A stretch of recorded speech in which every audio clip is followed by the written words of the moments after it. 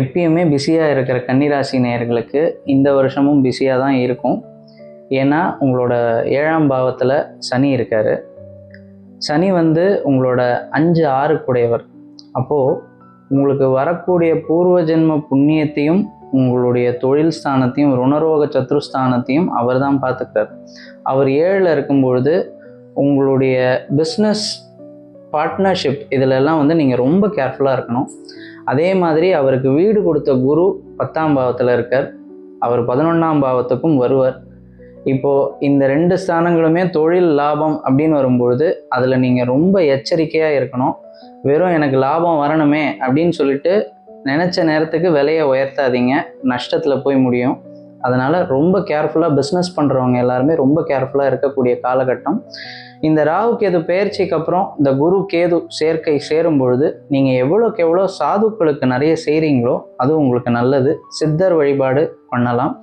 அதே போல் திருப்பதிக்கு போயிட்டு வரணும் அப்படின்னு நீண்ட நாளாக வேண்டுதல் வச்சுருக்கிறவங்க, திருப்பதி பெருமாளை குலதெய்வமாக வச்சுருக்கிறவங்க, இவங்க எல்லாருமே திருப்பதிக்கு போயிட்டு பார்த்துட்டு வர்றது ரொம்ப நன்மை தரும்.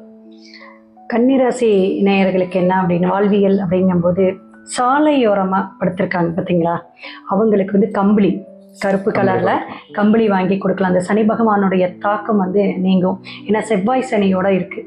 வண்டி வாகனத்தில் ரொம்ப ஜாக்கிரதையாக இருக்கணும். வண்டி கொஞ்சம் கவனமாக ஓட்டணும் அப்படிங்கிற ஏன்னா பிறக்கக்கூடிய காலகட்டங்கள் அப்படி இருக்கிறனால இவங்களுக்கு அந்த ஒரு உடம்பு தொந்தரவை கொடுத்துரும்.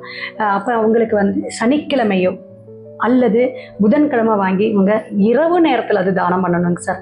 அது சிறப்பாக இருக்கும். 12ஆம் இடத்துல இந்த கேது இருக்கிறனால நீங்கள் சொன்ன மாதிரி சாதுக்களுக்கு கொடுக்கறது ரொம்ப ரொம்ப சிறப்பு. ஆனால் என்னன்னா இந்த பிள்ளையார் கோயில்கிட்ட இருக்குவாங்க பார்த்தீங்களா, பிள்ளையார்பட்டி ஒரு டைம் போயிட்டு அங்கே தானம் கொடுக்கறது இன்னும் சிறப்பாக இருக்கும்.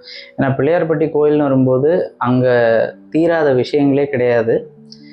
நாங்கள் நிறைய பேர் கன்சல்ட் பண்ணும்பொழுதே இதை நான் நிறைய பேருக்கு சொல்லியிருக்கேன்.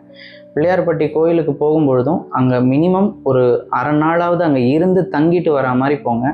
நேராக போனேன், சுவாமியை பார்த்தேன், ஹாய் சொன்னேன் அப்படின்ட்டு திரும்பி வராதிங்க. அங்கே இருந்து முடிஞ்ச வரைக்கும் தியானம் பண்ணிட்டு வர்றது ரொம்ப நல்லது. ஒரு அரை நாளாவது அங்கே இருந்துட்டு வரா மாதிரி போயிட்டு வாங்க.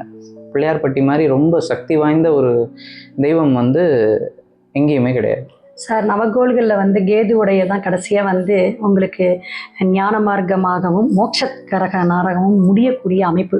அவ்வளோ வில் பவர். அப்போ நம்ம ஜோதிடர்களே கேதுவை தானே நம்ம பலம் வாய்ந்த கிரகம். அதனால நம்ம ஆமாங்க, அதனால பிள்ளையார்பட்டி நம்ம ஜோதிடர்கள் எல்லாருமே போயிட்டு வரோம். கண்டிப்பா கன்னிராசின்னு வரும்பொழுது அது ஜோதிடர்களுக்கு உரிய ஒரு ராசி தான். கன்னிராசியில் இருக்கக்கூடிய ஜோதிடர்கள் எல்லாருக்குமே இந்த வாட்டி உங்களோட பிரபல்யம் நல்லபடியாக இருக்கும். நிறைய கிளைண்ட்ஸ் வருவாங்க. ஜோதிடர்களுக்குன்னு பார்க்கும்பொழுது இந்த செவ்வாய் சனி சேர்க்கை ரொம்ப நன்மை தரும்.